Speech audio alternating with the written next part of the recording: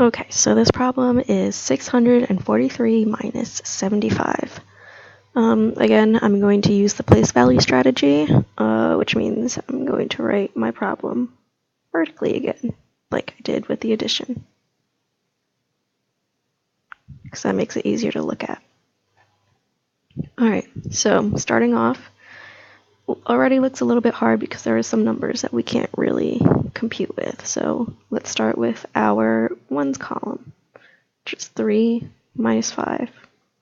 Can't really do 3 minus 5 because you'll get a negative number, and we're not really working with negative numbers right now. So what we're going to do is we're going to borrow 10 from the tens column, from the 4.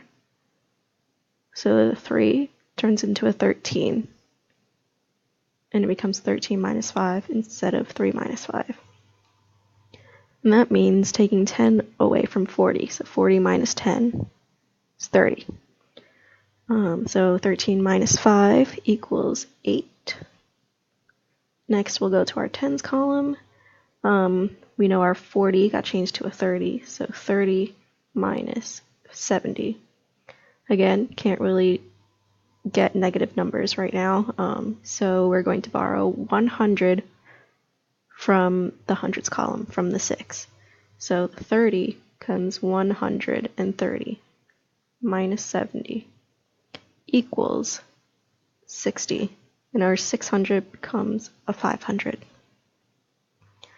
And now we'll do our hundreds column, which is just 500 minus 0 equals 0. And then now we can add up all, 500 minus 0 is just 500, sorry.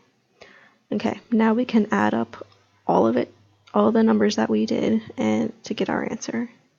We make sure that we line up all our numbers so that we don't make any mistakes. So 500, 600, and then 8. And then we add them. 0 plus 0 is plus 8 is just 8.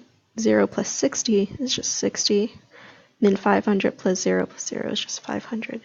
So our answer is 568.